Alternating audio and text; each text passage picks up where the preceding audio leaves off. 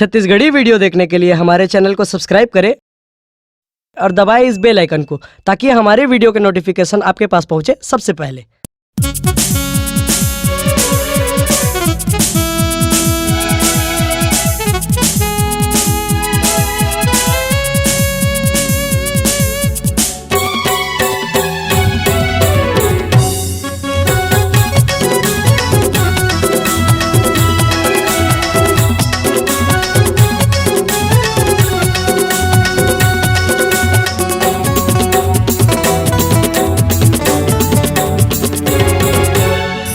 मनमोहनी दीवानी तही मोर जिंदगानी, ए वो मनमोहनी दीवानी तही मोर जिंदगानी। नैना बांध चला के का जादू चलाए वो होगे दिल के जानी जानी रे। नैना बांध चला के का जादू चलाए रे होगे दिल के जानी जानी रे।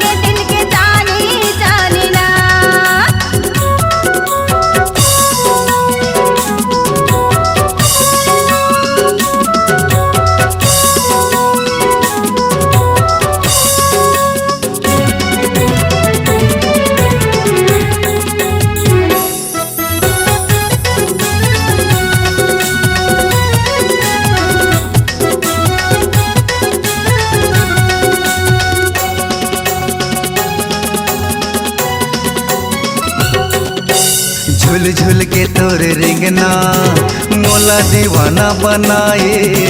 मुझ मुझ ले तोर हंसना तन माया की लगाए।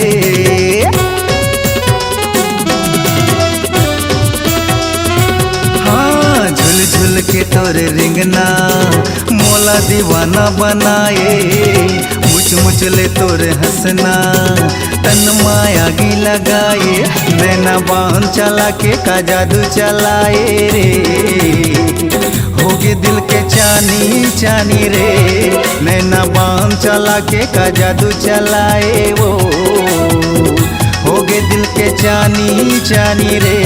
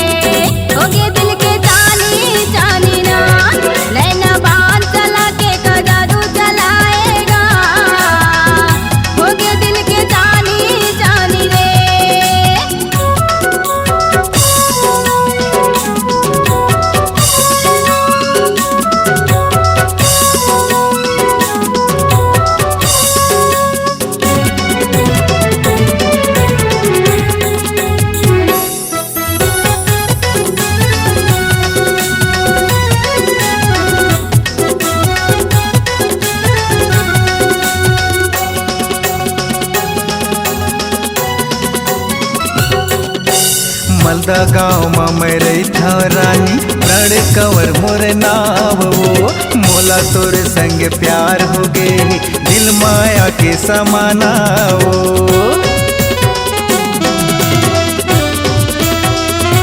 हाँ मलदा गाँव में मैं रही था रानी बड़ कंवर मोरे नाव वो, मोला तोर संग प्यार हो गे, दिल माया के समाना वो, नैना बांध चला के का जादू चलाए रे, हो गे दिल के चानी चानी रे, नैना बांध चला के का जादू चलाए रे, हो गे दिल के चानी चानी रे।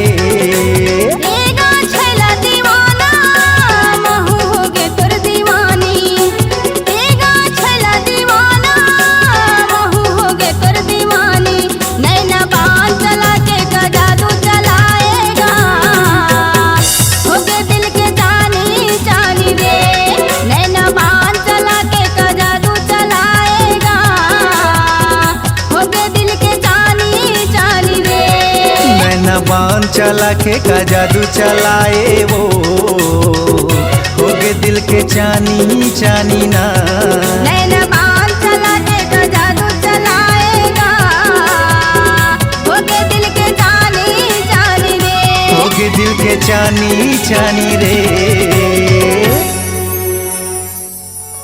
एच के म्यूजिक में आपका हार्दिक स्वागत है। अगर आप अपनी आवाज को एक नया आयाम देना चाहते हैं तो चले आइए मल्टी ट्रैक ऑडियो एवं वीडियो डिजिटल रिकॉर्डिंग के लिए संपर्क करें H K music audio video recording studio, Kota Dabri, Champa. Mobile number है 9329238487 और 8085380339।